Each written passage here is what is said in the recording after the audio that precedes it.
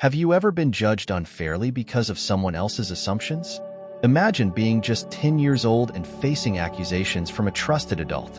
In today's story, saleswoman accuses little girl in the store, not knowing her father is the sheriff.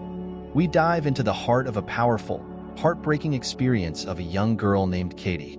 As we follow her story, we'll uncover themes of injustice, courage, and the determination to stand up for what's right. So, stick around, because this story will make you think twice about the power of assumptions and the importance of fairness. Don't forget to like, subscribe, and comment below if you've ever faced a moment of unfair treatment or judgment. Your thoughts and support help us bring more stories like this to life. Katie Johnson's heart pounded with excitement as she stepped into White and Diamonds, her father's favorite jewelry store. The cool air inside, scented with a subtle hint of lavender, contrasted sharply with the bustling noise of the town's main street just beyond the doors. Katie, dressed in a simple yellow dress and sneakers, felt small amidst the grandeur of the jewelry displays shimmering under the bright store lights. The store's opulent interior was nearly overwhelming. Crystal chandeliers cast a soft glow over the counters filled with necklaces, rings, and bracelets that sparkled like stars. Katie's eyes grew wide as she peered into a case containing a delicate diamond necklace. She leaned in closer, her breath fogging the glass just a bit. "What do you think you're doing?" A voice snapped sharply from across the room. Startled, Katie turned to see a tall, thin woman with tightly pulled back hair and a formal navy suit. The name tag pinned to her chest read Ms. White. "Oh, I'm just looking," Katie stammered, offering a small smile. She tucked a stray lock of hair behind her ear, feeling a little self-conscious under Ms. White's piercing gaze. "Looking, huh?" Ms. White's eyes narrowed, and she approached Katie with slow, deliberate steps. "And who are you here with? Where are your parents?" Katie straightened, trying to seem older than her 10 years. "My dad is nearby," she replied. "He's the sheriff. Mr. Johnson." She waited, expecting Ms. White to recognize the name. But the woman's expression only grew colder. Ms. White folded her arms, her fingers tapping rhythmically against her elbow. "Sheriff? Huh? And he just lets you roam around in here on your own?" Katie felt her cheeks flush, unsure of how to respond. "He trusts me. I'm not doing anything wrong." Ms. White let out a dry, humorless chuckle. "We'll see about that," she muttered under her breath, eyeing Katie as if she were some sort of intruder. She took a step closer, leaning in until her face was level with Katie's. "Let me tell you something, young lady. This isn't a playground, and these aren't toys. Understand?" Katie nodded, feeling the weight of Ms. White's gaze. She hadn't done anything wrong, yet the woman's intense scrutiny made her feel as though she had. Still, the allure of the jewelry was too strong to ignore. She shifted her gaze back to the shimmering pieces in the glass cases, marveling at the intricate designs. But every time she looked, she could feel Ms. White's eyes following her every move, scrutinizing her with suspicion. Trying to push past the discomfort, Katie took a small step toward a display of delicate gold rings. The faint glint of the jewelry under the lights was mesmerizing. She leaned in, captivated by one particular ring that had a small emerald embedded in the center. "What are you looking at now?" Ms. White's voice sliced through her moment of wonder. Katie jumped slightly, pulling her hands close to her chest. "I was just looking at the rings. They're really pretty." "Pretty, are they?" Ms. White's lips curled into a smirk. "Do you even know how much those cost?" Katie shook her head, her cheeks flushing again. She hadn't thought about the prices. She just thought they were beautiful. I don't know," she admitted softly. Ms. White's smirk grew wider as she took another step closer, her heels clicking ominously against the tiled floor. "Well, let me educate you. Those rings you're so interested in? They're worth more than anything you could afford." Katie's heart sank. "I'm not trying to buy them," she replied, her voice barely a whisper. "I'm just looking." "Well, maybe you shouldn't be looking," Ms. White snapped. "People don't like it when others just look around here. Makes us wonder if they're planning something else." Katie's eyes widened, understanding the implication in Ms. White's words. "I'm not planning anything. I just came to see the jewelry," she insisted, her voice trembling slightly. Ms. White's eyes glinted with a steely determination. "I think it's time you left," she said coldly. "We don't tolerate loitering here, especially from certain types." Katie's face grew hot, and she took a shaky step back. "Certain types?" she echoed, confused and hurt. "What do you mean?" Ms. White looked her up and down, a disdainful sneer tugging at her lips. "Don't act naive. You don't belong in a place like this, and we don't need any troublemakers." Katie swallowed, feeling a lump form in her throat.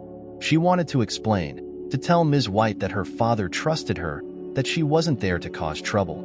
But her words seemed stuck. As she turned to leave, she felt a firm hand grip her arm. "Wait," Ms. White said, her voice low and threatening. "I think you've been up to something here. Maybe it's time we call security." Katie's heart raced, and she looked up, wide-eyed. "I haven't done anything. Please, let me go." Ms. White's grip tightened. "Not until I'm sure you're not trying to pull some stunt. We have a lot of valuable items here, and we don't let just anyone wander around without supervision, especially not children who think they're above the rules." Tears pricked the corners of Katie's eyes. "I'm not a thief," she cried out, her voice breaking. Ms. White's expression hardened further. "Prove it," she hissed. "Empty your pockets." Katie hesitated, feeling humiliated and exposed. She knew she hadn't taken anything, but the accusation felt like a heavy weight on her chest. Slowly, she reached into her pockets, pulling out a crumpled tissue and a small, smooth pebble she'd picked up on her way there. Ms. White scoffed. "Pathetic," she muttered. But her eyes continued to bore into Katie, as if searching for any sign of guilt. Katie's lip quivered, and she took a step back, feeling the cold tile beneath her shoes. "Please," she whispered, her voice barely audible. "I just want to go." For a moment, Ms. White said nothing. She simply stood there, arms crossed, her face a mask of contempt. Then, with a harsh tone, she spoke. "Fine, but don't ever come back here unless you're actually going to buy something. This is a place for real customers, not children playing pretend." Katie nodded, her gaze fixed on the floor. Without another word, she turned and hurried out of the store, her heart pounding with a mixture of fear, shame, and confusion. As she stepped back into the bustling street, the sunlight felt too bright and the noise too overwhelming. She didn't understand why Ms. White had been so cruel or why she'd been treated like a criminal for simply admiring jewelry. But little did Ms. White know, the consequences of her actions were only beginning. Before we continue with this heartwarming story, don't forget to like and subscribe to the channel. This is how you can contribute and help us continue bringing meaningful stories about justice and overcoming challenges. Click the subscribe button now and turn on notifications so you don't miss what's coming next. Let's keep going. Katie's heart was still pounding as she made her way back down the busy street, trying to push the uncomfortable encounter out of her mind. But before she could fully escape the memory, she heard footsteps behind her, quick and determined. She didn't need to turn around to know it was Ms. White. "Katie." The voice was sharp, commanding, and unmistakable. Katie froze, her small frame tensing as she turned slowly to face Ms. White, who approached with a dark scowl on her face. "What are you doing out here?" Katie stammered, instinctively taking a step back.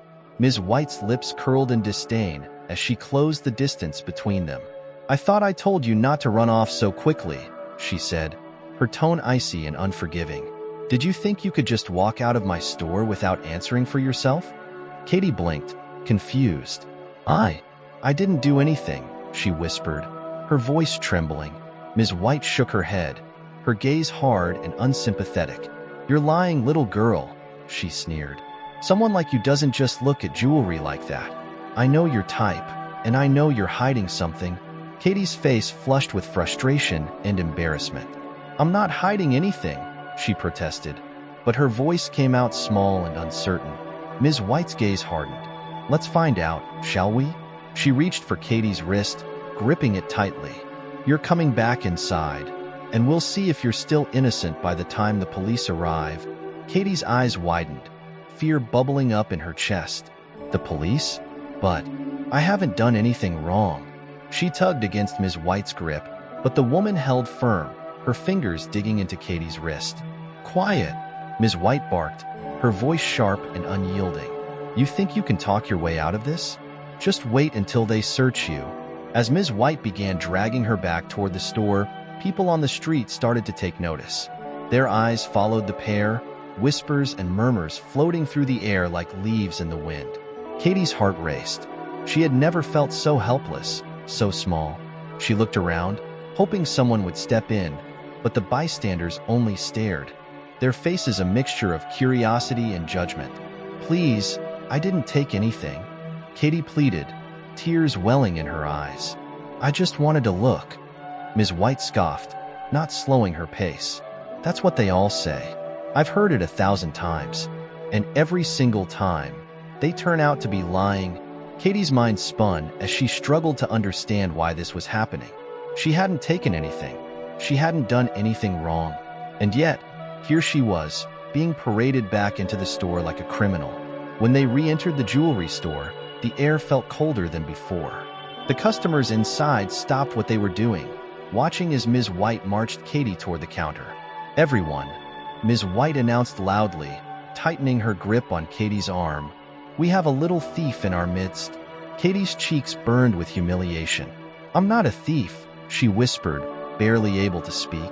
Then why are you so nervous, huh?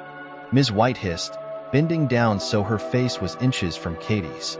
If you're innocent, you'd be calm. You wouldn't be shaking like that. Katie's lip trembled as she tried to hold back tears. I don't understand. Ms. White straightened up, her expression hardening. Save it. I've heard every excuse in the book. Now, empty your pockets. Katie looked around, her gaze pleading for someone to help her, to step in and stop this nightmare. But the other customers avoided her eyes, their expressions wary and disinterested. She was alone. With trembling hands, Katie reached into her pockets, pulling out the same crumpled tissue and small pebble. She held them out, her face flushed with shame. Is that all? Ms. White sneered, her eyes scanning Katie's hands. Yes, Katie whispered, her voice barely audible. Ms. White clicked her tongue, clearly unsatisfied. Well, we'll see what the police have to say about that. Katie's stomach dropped. The police? You're really calling the police?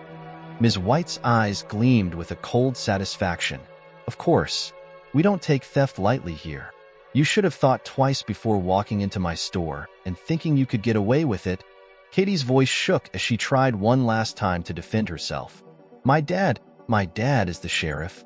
Mr. Johnson. Please, just call him, he'll explain. Ms. White laughed, a harsh, mocking sound. Oh, I'm sure he will, but I don't believe a word of it. Nice try, though. Now sit down and don't move. Katie felt her legs go weak as she sank into the chair Ms. White pointed to, her hands trembling in her lap. She was terrified, confused, and utterly humiliated. She didn't know why Ms. White hated her so much, but in that moment, she felt like a criminal, even though she had done nothing wrong. As she sat there, waiting for the police to arrive, Katie's thoughts drifted to her father. She wished he were there, that he could walk through the door and make this nightmare stop. But all she could do was sit and wait, trapped in a situation she didn't understand. Katie sat quietly, her hands clenched tightly in her lap as she waited, the cold metal of the chair pressing uncomfortably against her legs. She couldn't keep her hands from shaking, her fingers fidgeting as she glanced around the store, hoping someone, anyone, would step in and help her. But the customers had retreated to a cautious distance, whispering among themselves, their gazes darting between Katie and Ms. White with a mix of pity and judgment. Now, you sit still, Ms. White sneered, folding her arms and keeping a close eye on Katie. The police will be here any minute, and I'm sure they'll be very interested to hear your story. Katie's voice was barely above a whisper. Please, I didn't do anything. I didn't take anything. Ms. White let out a huff of irritation. And yet, here you are, acting all scared and guilty. If you were really innocent, you wouldn't be so nervous. Katie shook her head, tears filling her eyes. I'm just scared because you're saying I did something bad and I didn't. Ms. White scoffed. I know your type. You come in here, thinking you can get away with anything just because you're young. But not on my watch. Katie felt a tear slide down her cheek, her face flushed with embarrassment as she tried to hide it. I just wanted to look. My dad, he brings me here sometimes. I thought it would be okay. Enough with your excuses, Ms. White snapped, leaning down until her face was level with Katie's. Your father isn't here to save you now, is he? Katie looked away, her heart pounding. She wished, more than anything, that her dad would walk through the door, that he would see what was happening and take her away from this nightmare. Just then, the faint sound of sirens broke the tense silence. Katie's heart sank. Ms. White straightened, a satisfied smile curling on her lips as she turned toward the door. Right on time, she muttered, more to herself than to anyone else. 2 police officers walked in, their expressions serious as they approached Ms. White. Ma'am, you called about a shoplifting incident? One of the officers asked, glancing briefly at Katie before looking back at Ms. White.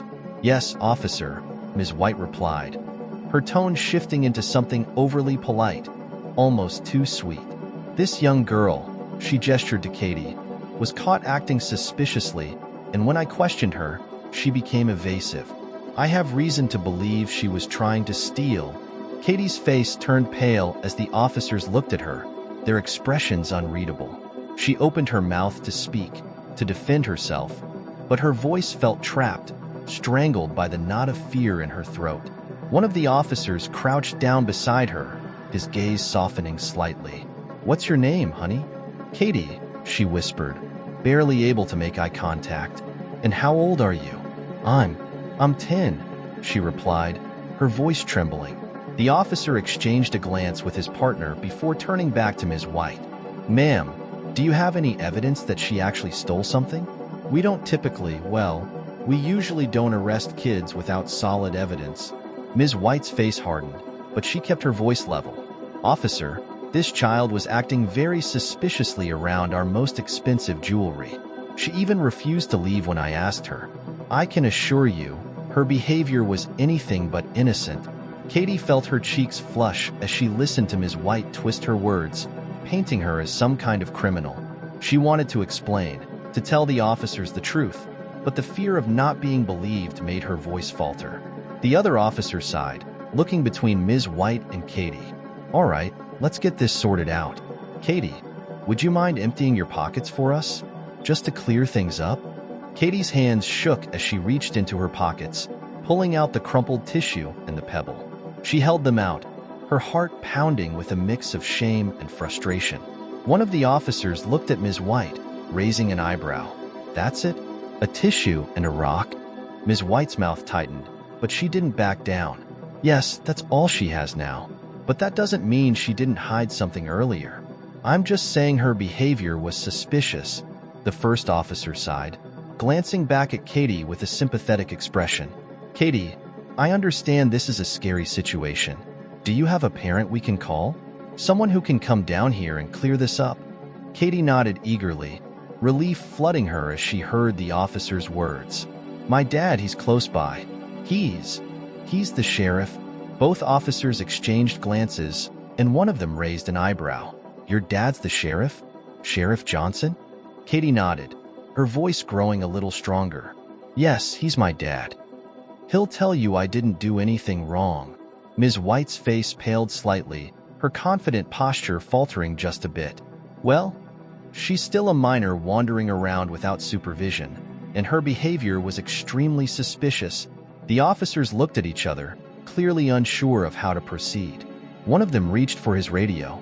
Sheriff Johnson, this is Officer Baker. We're at White and Diamonds with a situation involving a young girl named Katie. I think you might want to come down here.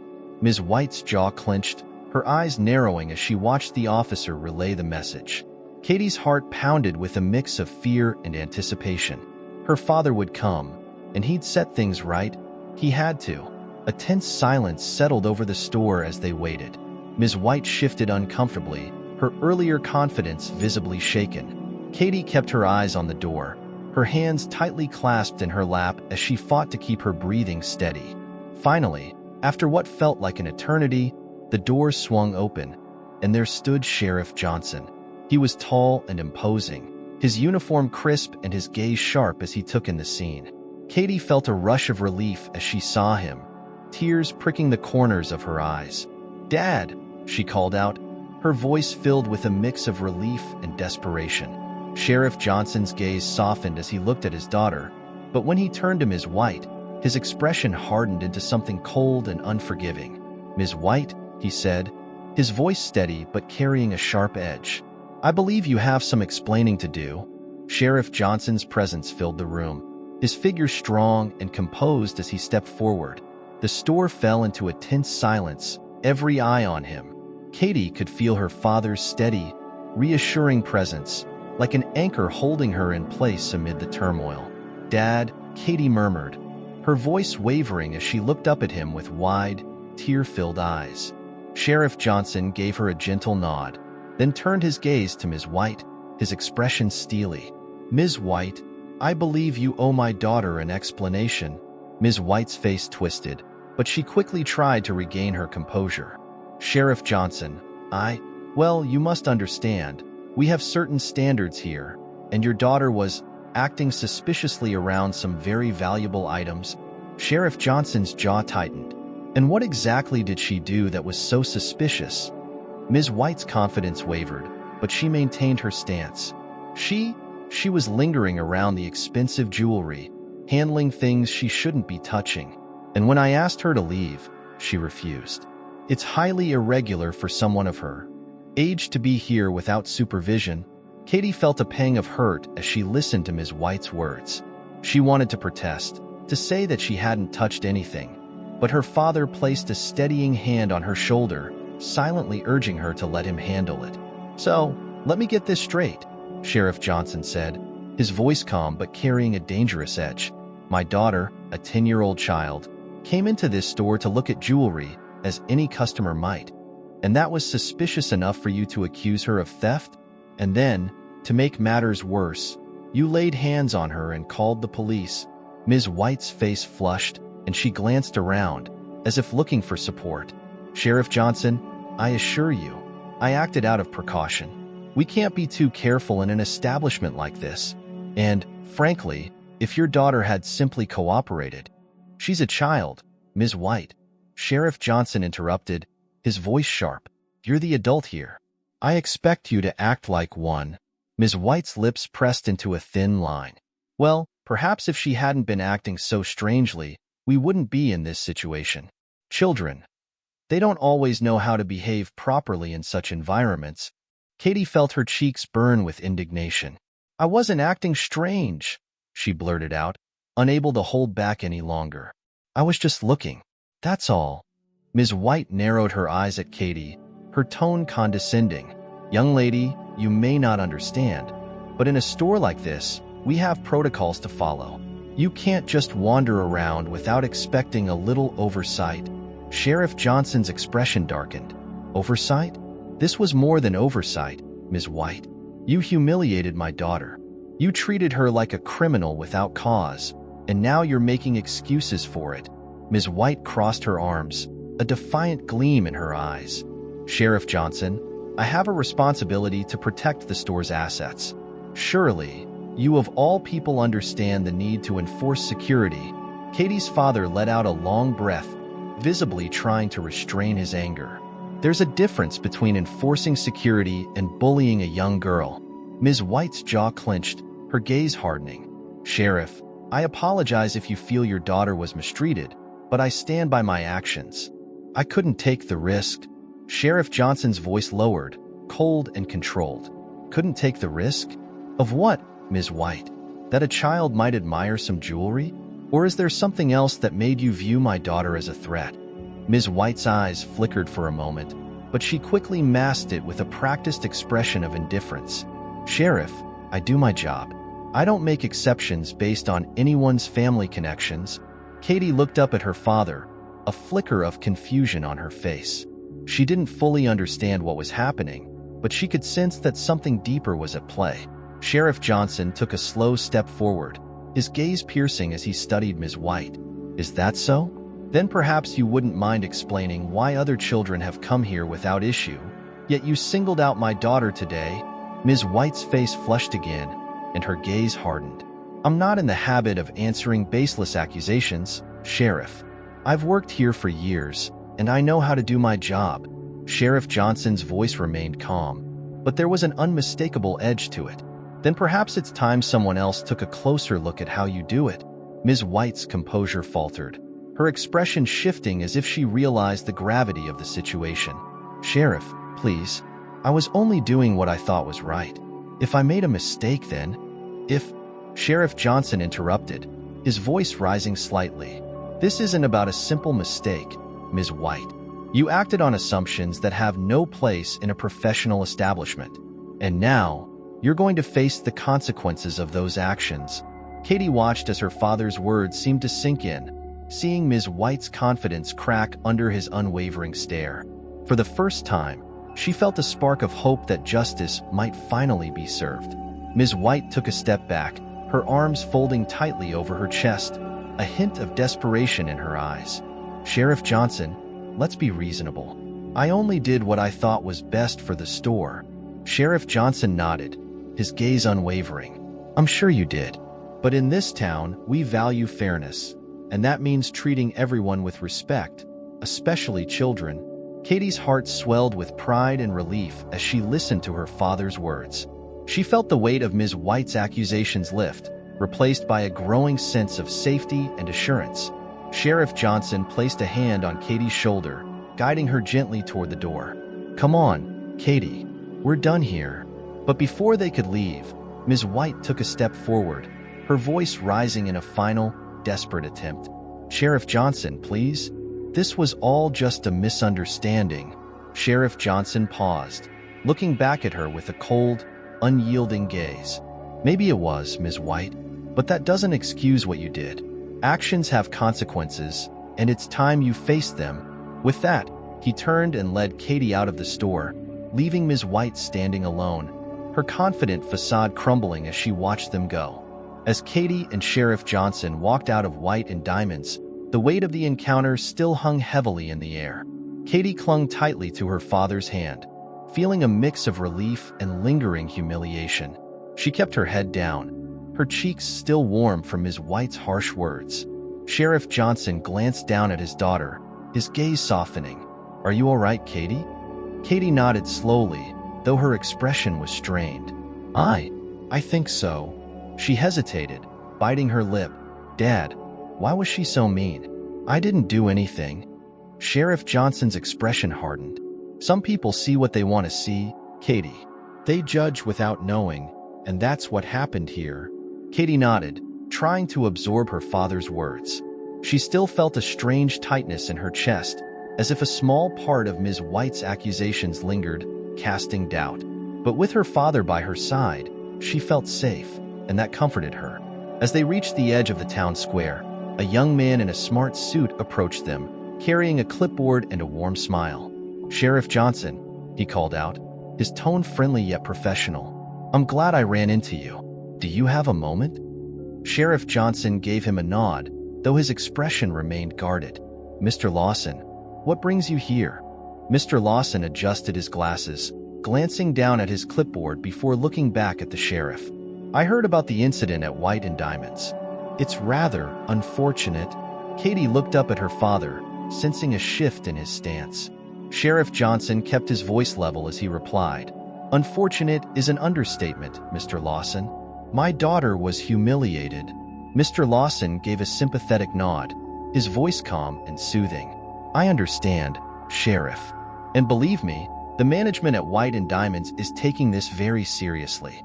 Ms. White's actions were unacceptable, and I'm here to assure you that we're implementing changes to prevent this from happening again." Katie's heart lifted slightly, the idea of justice bringing a faint smile to her face. Sheriff Johnson narrowed his eyes, his tone cautious. "And what exactly does that mean, Mr. Lawson?" Mr. Lawson looked at Katie, his expression softening. "Well, as a gesture of goodwill, we'd like to formally apologize to you, Katie, and to offer you a gift, a piece of jewelry from the store. We believe this might help mend things." Katie's eyes widened, surprised. "A gift?" she echoed, glancing up at her father. Sheriff Johnson's gaze remained skeptical. And you think a piece of jewelry will make up for the way my daughter was treated? Mr. Lawson held up his hands in a placating gesture. I understand it's not a solution, Sheriff, but we want Katie to feel welcome in our store, and to know that White and Diamonds values all customers, young and old. Katie felt a spark of hope, the idea of a gift almost magical. Maybe this was a way to erase the memory of Ms. White's accusations, a way to replace the bad with something good. Sheriff Johnson studied Mr. Lawson carefully. And Ms. White? What consequences will she face? Mr. Lawson hesitated, clearing his throat. She's being dealt with. I can assure you, her actions will not go unnoticed by management. Katie's heart leapt. Does that mean she'll apologize too? Mr. Lawson's smile faltered, just slightly. Well, I can't promise that, Katie. But I can tell you that we are taking steps to make sure something like this doesn't happen again. Sheriff Johnson's gaze remained unyielding. That's not good enough. Katie deserves a full apology from Ms. White. Publicly, if necessary.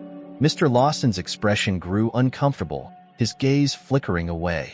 Sheriff, I'm afraid that's a bit complicated. But I can guarantee you that Ms. White will be reprimanded. Katie looked up at her father, a glimmer of disappointment in her eyes. Sheriff Johnson tightened his hold on her hand, sensing her emotions.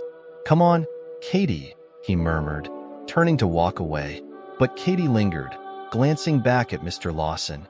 Will I ever be able to go back? She asked softly, her voice carrying a note of hope. Mr. Lawson smiled, his tone gentle. Of course, Katie. White and Diamonds will always welcome you. You'll see. It'll be different next time. Katie managed a small smile, nodding as she walked alongside her father. She wanted to believe Mr. Lawson's words, to trust that things would change. The promise of a gift was exciting, almost enough to wash away the hurt from Ms. White's harsh treatment. But as they continued down the street, Sheriff Johnson's face remained tense, his eyes distant. Finally, he spoke, his voice low. Katie, I don't want you going back there. Not until I know for certain that things have changed. Katie looked up at him, her excitement fading. But Dad, Mr. Lawson said it would be okay. And they're even giving me a gift. Sheriff Johnson sighed, kneeling down to meet her gaze. Katie, sometimes people say things to make us feel better, but that doesn't mean they've really changed. I don't trust that place. Not after what happened today. Katie's heart sank, her mind conflicted. But if they're giving me a gift, doesn't that mean they're sorry? Sheriff Johnson's expression softened, his eyes filled with sympathy. Katie, a gift is nice, but an apology, a real apology, that means a lot more. Katie nodded, trying to understand. The allure of the jewelry had seemed like a beautiful answer, a way to erase the pain. But her father's words left her feeling uncertain, like the promise of the gift was somehow hollow. As they continued home, Katie clutched her father's hand tightly, a mixture of emotions swirling inside her. She didn't know what the future held, but a part of her hoped that one day, she might walk into White and Diamonds without feeling like she didn't belong. Over the next few days, Katie tried to put the incident at White and Diamonds behind her, but the memory lingered like a shadow, creeping into her thoughts at unexpected moments. She felt the weight of Ms. White's words, the sting of the accusations, and the discomfort of seeing her father so unsettled. Even the promise of a gift from the store seemed to fade, overshadowed by the feeling that something was still unresolved. One afternoon, Katie and Sheriff Johnson were at the town's small diner, enjoying a quiet meal together. Katie was poking at her fries, lost in thought, when the familiar voice of Ms. White cut through the low hum of conversation. Well, if it isn't the sheriff and his little accomplice, Ms. White sneered, her voice laced with sarcasm as she approached their table. Katie froze, her hand tightening around her fork. She felt a mixture of shock and anger boiling up, but before she could say anything, her father spoke, his tone cold and firm. Ms. White, he said, turning to face her, I suggest you choose your words carefully. Ms. White rolled her eyes, crossing her arms. Oh, please, Sheriff. I think we all know that children learn from their parents, don't we? And perhaps some of them learn to overstep their bounds. Katie looked down, feeling the heat rise in her cheeks. Her father's hand rested protectively on her shoulder, his expression hardening as he met Ms. White's gaze. "Ms. White, I won't tolerate you insulting my daughter, especially not after what you did," he said, his voice steady but laced with anger. Ms. White gave a bitter smile, unfazed by his words. "Oh, come now, Sheriff. I was just doing my job. If you're so concerned about your daughter's sensitivities, maybe you should keep a closer eye on her." Katie clenched her fists, feeling her own anger bubbling up. "You didn't have to treat me like that," she said, her voice barely a whisper, but full of hurt. "I didn't do anything wrong." Ms. White tilted her head, her expression mocking. "Oh, sweetie, that's what they all say. But you looked guilty enough to me. Sometimes, appearance is everything." Sheriff Johnson's jaw tightened as he stood, now towering over Ms. White. "Ms. White, if you think your behavior was justified, you're sadly mistaken. And if you keep harassing my daughter, I'll make sure you face the full extent of the law." Ms. White's face twisted, her expression defiant. "You think you can intimidate me, Sheriff? Just because you wear a badge doesn't mean you get to rewrite the rules for your own family." Katie felt a surge of anger, her voice coming out stronger this time. "You don't know anything about us." Ms. White's gaze snapped to Katie, her eyes narrowing. "Oh, I know enough, young lady. You think just because you have a sheriff for a father, you're untouchable. But that's not how the world works." Katie felt a tear slip down her cheek, and she quickly wiped it away, refusing to let Ms. White see her cry. Sheriff Johnson wrapped an arm around her shoulder, his expression now unreadable as he stared at Ms. White. "Let's go, Katie," he said softly, guiding her out of the diner. But Ms. White's voice followed them as they left. "Go on, then," she called out, her tone dripping with disdain. "Run off with Daddy. But remember, not everyone's as forgiving as he is." Outside, the fresh air hit Katie like a wave, and she took a deep breath, her chest tight with frustration and sadness. She looked up at her father, feeling a mixture of shame and anger. "Why is she so mean, Dad?" she asked, her voice trembling. "I didn't do anything to her." Sheriff Johnson crouched down, his hands resting on her shoulders. "Katie, some people act out of fear or jealousy. They see something they don't understand, and instead of trying to understand it, they try to tear it down." Katie nodded, trying to understand. "But why me? Why us?" he sighed, brushing a tear from her cheek. "Sometimes, it's easier for people like Ms. White to blame others than to look at themselves." Katie's heart ached with the injustice of it all, but her father's words offered some comfort. She looked down at her hands, her fingers still shaking slightly. "Will it always be like this?" she asked quietly, feeling the weight of the question. Sheriff Johnson shook his head, his gaze warm and reassuring. "No, Katie, not always. Things are already changing, little by little. And people like Ms. White, they'll have to face those changes sooner or later." Katie nodded, feeling a glimmer of hope, but a part of her still felt the sting of Ms. White's words. She couldn't shake the feeling that, somehow, this wasn't over yet. Days later, Katie sat quietly in the sheriff's office after school, doodling on a piece of paper while she waited for her dad to finish his work. The memory of Ms. White's hateful words still lingered, casting a shadow over her thoughts. She wanted to forget it all, but it felt like Ms. White's face haunted her, a reminder of an injustice she didn't understand. Just as Katie was lost in her thoughts, the door to the office creaked open, and to her shock, Ms. White stepped inside, her expression stern and unyielding. Katie's heart raced, the familiar surge of fear and anger rising in her chest. Sheriff Johnson looked up from his desk, his eyes narrowing as he saw Ms. White. He stood up slowly, his posture tense. "Ms. White," he said, his voice measured. "What brings you here?" Ms. White gave a curt nod, her lips pressed into a thin line. "Sheriff Johnson, I came to clear the air. I don't appreciate the rumors going around about me and my supposed mistreatment of your daughter. I believe we need to put an end to these accusations." Katie felt a flash of anger, her hands clenching around her pencil. How could Ms. White walk in here and act like she was the victim? Sheriff Johnson crossed his arms, his gaze unwavering. "Ms. White, my daughter was humiliated and mistreated under your watch. The only rumors going around are those of your own making, Ms. White scoffed, her gaze flickering to Katie with a hint of disdain. Humiliated? Hardly. If anything, I was just trying to protect the integrity of our store. Katie looked up, unable to stay silent. Protect it from what?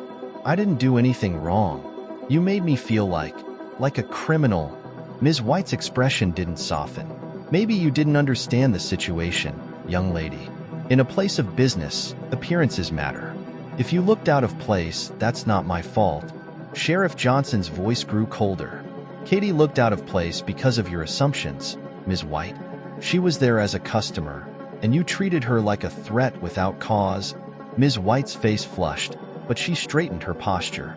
Well, Sheriff, we all make mistakes. But this has gone too far. People are talking, and it's affecting my reputation. I demand that you put a stop to this. Katie looked at her father, her eyes filled with hurt and disbelief. She doesn't even care, Dad. She doesn't care how she made me feel. Sheriff Johnson placed a reassuring hand on her shoulder. Katie, people like Ms. White care more about themselves than about the harm they cause to others. That's why it's so important to stand up to them. Ms. White's gaze hardened. Is that what this is? A lesson in standing up to authority? Sheriff, I would expect more respect from someone in your position. Sheriff Johnson's tone was calm but firm. Respect is earned, Ms. White, and your actions have shown a complete lack of respect, both to my daughter and to this community. Ms. White let out an exasperated sigh, crossing her arms tightly. Fine. If you're determined to ruin my reputation, then so be it. But just know that not everyone will see things your way, Sheriff. Katie looked at Ms. White, her voice trembling but filled with a newfound strength. People should know the truth about how you treated me. Maybe then, no one else will have to feel the way I did. Ms. White rolled her eyes, her expression dripping with sarcasm. Oh, how noble. A little girl teaching me about fairness. This is absurd. Sheriff Johnson's gaze was steely as he took a step forward. You may think this is trivial, Ms. White, but my daughter's dignity is no small matter. And until you can accept responsibility for your actions, you'll have to live with the consequences. Ms. White scoffed, her face a mask of irritation.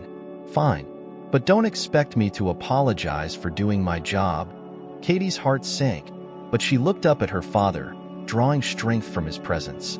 Dad, let's go, she whispered, her voice barely audible but firm. Sheriff Johnson nodded, his hand steady on her shoulder. We're done here, Ms. White. I trust you'll think carefully about how you treat others from now on. As they walked out, Katie could feel the weight lifting, replaced by a sense of closure. She knew Ms. White might never apologize, but standing up to her alongside her father had given her a newfound strength. A few days later, Katie was at home, still feeling the lingering weight of what had happened. She was trying to focus on her homework, but her thoughts kept drifting back to Ms. White and her cold, unrepentant face. Just as she was about to give up on her math assignment, her father entered the room, his expression both calm and serious. Katie, he said, taking a seat beside her, there's something I want you to know. Katie looked up at him, sensing that he had important news. What is it, Dad? Sheriff Johnson took a deep breath, then gave her a reassuring smile. After what happened with Ms. White, I had a meeting with some of the town officials.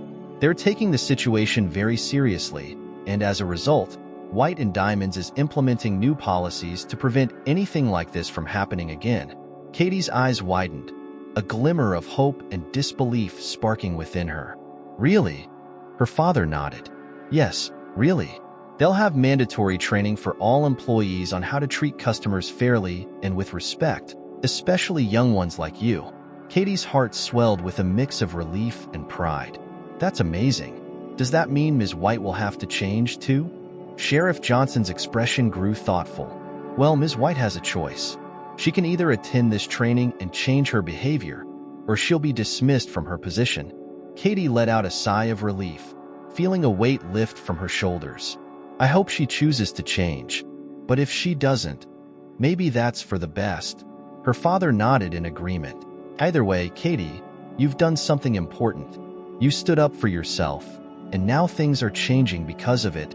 Just then, the doorbell rang. echoing through the house. Katie and her father exchanged a look before he stood up to answer it.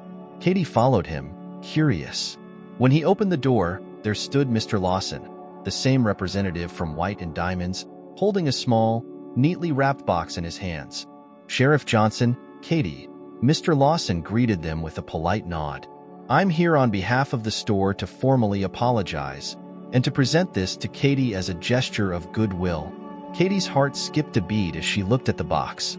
She wasn't sure how to feel, part of her still holding onto the hurt Ms. White had caused, but another part curious about the gift. Her father gave her a gentle nudge. "Go ahead, Katie. It's all right."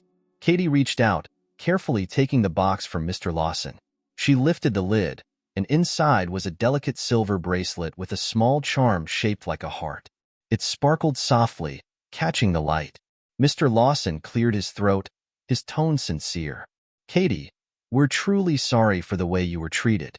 It was wrong, and we hope this can, in some small way, make amends." Katie looked up at him, a mixture of emotions swirling inside her. "Thank you," she said softly, clutching the bracelet. "I appreciate it. But I think what matters more is that things are changing, that no one else has to feel like I did." Mr. Lawson nodded, his expression respectful. "Absolutely, Katie. You have our word." Katie glanced at her father, who gave her an approving smile. She felt a warmth spread through her, knowing that, in the end, something good had come out of her experience. After Mr. Lawson left, Katie held the bracelet tightly in her hand. She felt a sense of peace, the hurt slowly fading, replaced by a feeling of pride. Her father placed a hand on her shoulder, his gaze warm. "I'm proud of you, Katie," he said softly. "You showed a lot of courage." Katie looked up at him, smiling through misty eyes. "Thanks, Dad. I think I understand now. Standing up for what's right isn't always easy, but it's worth it." Sheriff Johnson nodded, pulling her into a gentle hug. "And you'll remember that for the rest of your life." Katie hugged him back, her heart full. The injustice she'd faced had been painful, but now, standing in her father's embrace, she felt stronger, braver, and ready to face whatever life had in store. Katie's story reminds us of the impact one person's judgments can have on another's life. She faced an unkind treatment she didn't deserve, and through her father's support and her own courage, justice eventually came. But Katie's story also teaches us something deeper, that assumptions can cause harm, and that it's crucial to treat others with empathy and respect, regardless of appearances. Imagine a world where we choose to pause, listen, and understand rather than judge. What could change if we all took the time to recognize the humanity in each other? This story isn't just about one child standing up for herself. It's a call for all of us to look beyond the surface and act with kindness. Thank you for joining us on this journey. Remember to subscribe, share your thoughts in the comments, and let's continue spreading messages of compassion and fairness. Together, we can make a difference.